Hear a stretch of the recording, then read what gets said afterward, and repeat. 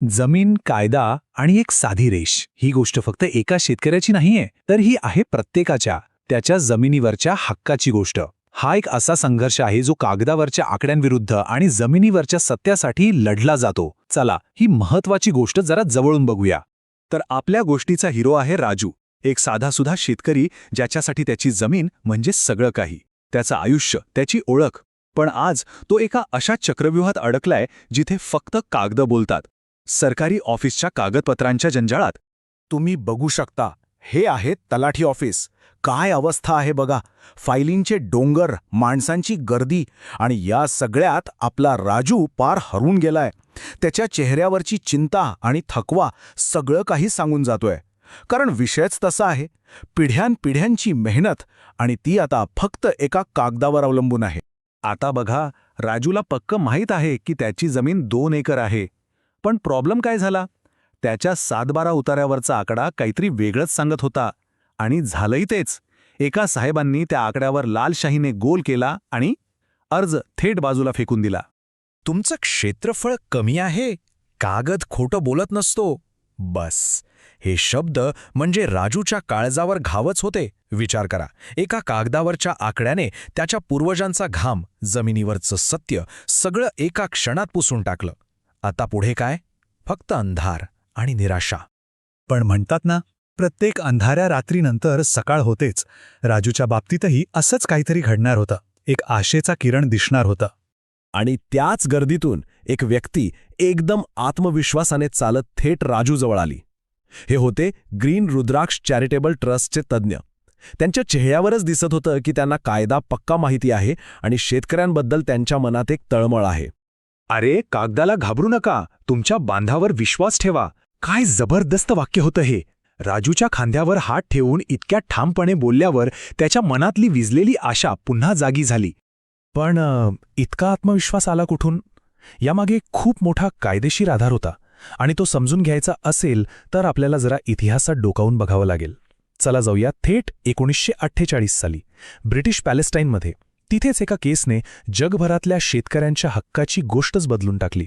तर झालं असं होतं की त्या काळात बार्कलेससारख्या मोठमोठ्या बँका छोट्या शेतकऱ्यांच्या जमिनींवर डोळा ठेवून होत्या. म्हणजे काय, तर तेव्हाही हाच संघर्ष होता, एक छोटा सामान्य शेतकरी विरुद्ध एक मोठी ताकदवान सिस्टम, अगदी आजच्या राजूसारखाच. आणि या भांडणाचं मूळ कारण काय होतं माहितीये? एकच प्रश्न, खरं काय मानायचं? नकाशावर लिहिलेला आकडा, जो एक अंदाज असतो, ज्या चोख होऊ शकते, की जमिनीवरची खरी हद्द, तुमची चतुसीमा, म्हणजे तुमचं कुंपण, तुमच्या शेताचा बांध, ओढा, जे पिढ्यानपिढ्या सगळ्यांनी पाहिलंय. आणि याच प्रश्नावर तो ऐतिहासिक खटला लढला गेला. नाव होतं पॅलेस्टाईन कुपत armed and cooperative society limited विरुद्ध पॅलेस्टाईन सरकार. ह्या एका केसने जमीन मालकीच्या कायद्यात अक्षरशः क्रांती घडवली, ज्याचा परिणाम आजही आपण बघतो. चला तर मग आता थेट कोर्टरूममध्ये जाऊया आणि बघूया ती नाट्यमय लढाई, जिथे इतिहास घडला.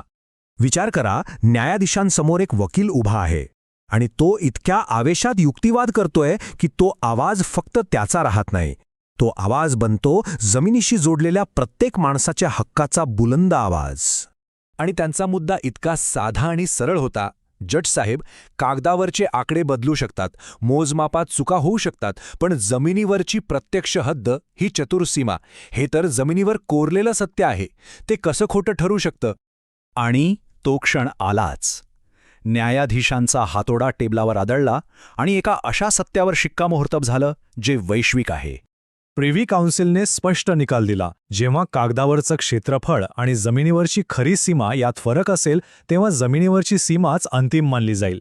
या सिद्धांताला म्हणतात बाउंड्रीज प्रिव्हेल ओव्हर एरिया. सोप्या भाषेत सांगायचं तर तुमची चतुर्सीमा, तुमचा बांध, हा कागदावरच्या आकड्यापेक्षा जास्त महत्त्वाचा आहे. आणि हो, हा कायदा आजही आपल्या भारतात तंतोतंत लागू आहे. तर आता परत येऊया आपल्या राजूच्या गोष्टीकडे. 1948च्या त्या निकालाचं ज्ञान म्हणजे राजूच्या हातात आलेलं एक ब्रह्मास्त्रच होतं. आणि आता बघा, तोच राजू सूर्यास्ताच्या वेळी आपल्या शेताच्या बांधावर कसा अभिमानाने उभा आहे. तो त्या कुंपणाला हात लावतोय, कारण तीच त्याच्या मालकीची खरी निशाणी आहे. आज त्याला त्याचा हक्क परत मिळाला होता. का? कारण त्याला आता कायद्याची ताकद कळली होती. आणि ती वाऱ्यावर डोलणारी हिरवीगार पिकं जणू काही आज जास्तच आनंदी आहेत, कारण आज फक्त एक जमीन नाही वाचली, तर एका शेतकऱ्याचा वारसा वाचलाय, त्याचा स्वाभिमान वाचलाय आणि त्याचं भविष्य सुरक्षित झालंय. आता हा प्रश्न प्रत्येकाने स्वतःला विचारायला हवा. तुमच्या जमिनीच्या हक्कावर एखादा कागद प्रश्न विचारतोय का? तुमच्या सातबाऱ्यावरचं क्षेत्रफळ आणि जमिनीवरची हद्द यात काही फरक आहे का? जर याचं उत्तर हो असेल तर एक गोष्ट पक्की लक्षात ठेवा, कायदा तुमच्यासोबत आहे. 1948चा तो ऐतिहासिक निकाल आजही तुमच्यासाठी आहे, कारण ज्ञान हेच तुमचं सगळ्यात मोठं शस्त्र आहे.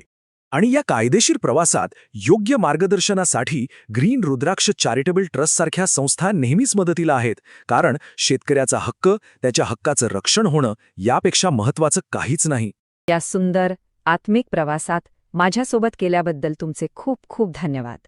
आणि हे ज्ञान आपल्यापर्यंत पोहोचवणाऱ्या ग्रीन रुद्राक्ष चॅरिटेबल ट्रस्टचे पुन्हा एकदा मनपूर्वक आभार.